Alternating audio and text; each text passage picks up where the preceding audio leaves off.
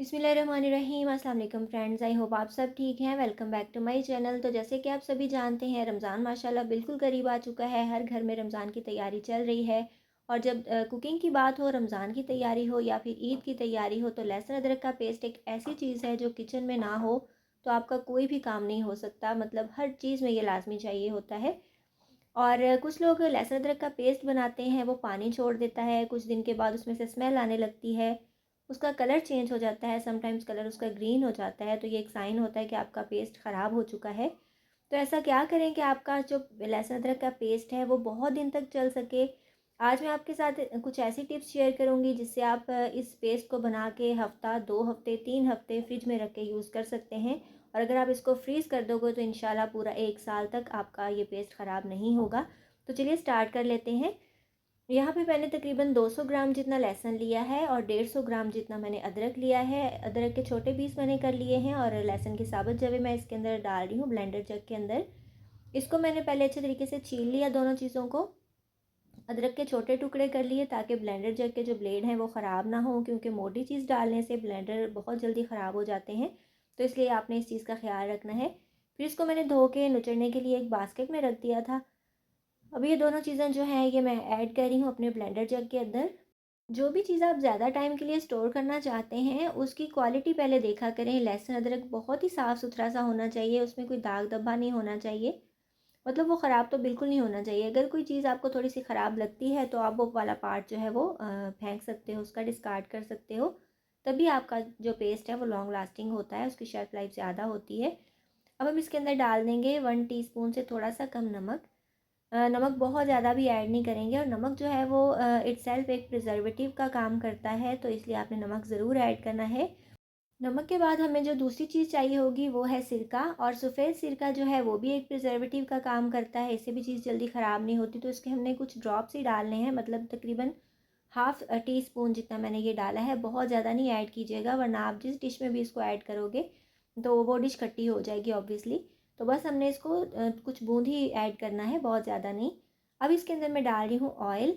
ये मेरे पास olive oil है, आप चाहें तो कोई भी कुकिंग ऑयल इसके अंदर यूज़ कर सकते हैं। आप सरसों का तेल भी यूज़ कर सकते हैं अगर आपको उसका टेस्ट पसंद है, लेकिन मैं ऑलिव ऑयल यूज़ कर रही हूँ।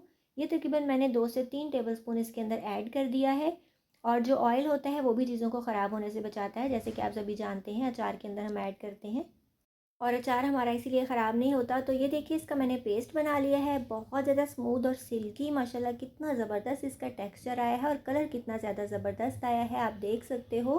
बाज़ार वाला पेस्ट इसके सामने बिल्कुल भी कुछ नहीं है, और ये थिक भी काफ़ी ज़्यादा है, आप देख रहे हो। अच्छा, आपको अगर ब्लेंड करने में मुश्किल हो, मतलब ये ब्लेंड नहीं हो, आपका ब्लेंडर जग नहीं चले, तो आप इसमें 1-2 चम्मच जितना पानी भी ऐड कर सकते हैं, ऐसी कोई प्रॉब्लम नहीं है। क्योंकि बाकी जो 2-3 चीज़ें हमने ऐड की हैं वो इंशाल्लाह इसको बिल्कुल भी ख़राब नहीं होने देंगी। तो ये हमारा ज़बरदस्त सा पेस्ट बन के तैयार हो चुका है। इसमें आपने पानी ज़्यादा नहीं ऐड करना, वरना पानी अलग नज़र आता है तो पतला पतला अच्छा नहीं लगता।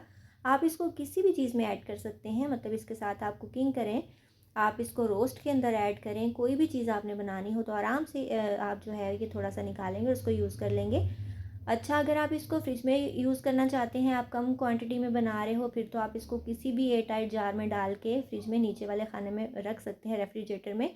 लेकिन अगर आप इसको लंबे अरसे तक यूज़ करना चाहते हैं, मतलब 1 महीना, 2 महीने, 4 महीने, तो फिर आपने क्या करना है जी, इस तरह के आपने लेने हैं आइस क्यूब ट्रेज़, और उनके अंदर इसको जो है ये सेट कर लेना है। तो मेरे पास ये पड़े थे, तो स्पून के साथ हम ऐड करते जाएंगे, इससे हमें आइडिया हो जाएगा कि एक क्यूब के अंदर कितना टेबलस्पून आता है। तो 1 टेबलस्पून भर के मैं ऐड कर रही हूँ, तो ये आप देख रहे हो, आपको अच्छे तरीके से आइडिया हो जाएगा। अगर आप कम क्वांटिटी में बनाओगे तो एक ही क्यूब निकालोगे, वो 1 टेबलस्पून होगा, और अगर ज़्यादा क्वांटिटी में चीज़ बना रहे हो तो आप 2 टेबलस्पून निकालोगे, मतलब 2 क्यूब्स निकालोगे और झटपट से ऐड कर दोगे। तो आपका काम इंशाल्लाह चुटकियों में हो जाएगा। और अगर आप ये सोच रहे हैं कि इन आइस क्यूब ट्रेज़ में से स्मेल आएगी, तो बिल्कुल नहीं आएगी। आप इसको सिरके के साथ वॉश कर लीजिएगा, इंशाल्लाह बिल्कुल भी लहसुन अदरक की स्मेल नहीं आएगी, और आप इसमें बर्फ़ जो है वो जमा सकते हो।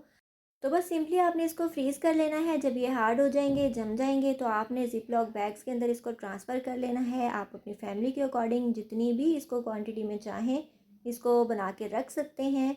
तो इंशाल्लाह ये बिल्कुल भी ख़राब नहीं होगा, ना तो इसका कलर चेंज होगा, ना ही स्मेल आएगी, और ना ही ये पानी छोड़ेगा। हाँ, अब फ्रिज आपने ऑन रखनी है, ये नहीं होना चाहिए कि लाइट ऑफ होगी है काफ़ी काफ़ी लंबे टाइम के लिए और आप मुझे कहो जी हमारा पेस्ट ख़राब हो गया, तो इस चीज़ का आपने ध्यान रखना है। तो ये ज़बरदस्त सा जो है ये पेस्ट हमारा माशाल्लाह तैयार है होममेड। आप इसको ज़रूर बनाइएगा, फ्रीज़ कीजिएगा, इंशाल्लाह ईद तक ये बिल्कुल भी ख़राब नहीं होगा। आई होप आपको आज की ये ज़बरदस्त सी रेसिपी, रेमेडी तो नहीं शायद, ये टिप्स आपको अच्छी लगी होंगी। तो जल्दी से मेरे चैनल को सब्सक्राइब कर लीजिए ताकि आपको इस तरह के टिप्स एंड ट्रिक्स और रेसिपीज़ मिलती रहें ज़बरदस्त सी। इसके अलावा आप मुझे इंस्टाग्राम पे फॉलो भी कर सकते हैं और बेल आइकन ज़रूर प्रेस कर लिया करें ताकि आपको आने वाली वीडियोज़ के नोटिफिकेशंस टाइमली मिल सकें। इंस्टाग्राम और फेसबुक पे फॉलो कर लीजिएगा मुझे और अपना ख्याल रखिएगा। मिलेंगे इंशाल्लाह नेक्स्ट वीडियो में। अल्लाह हाफिज़।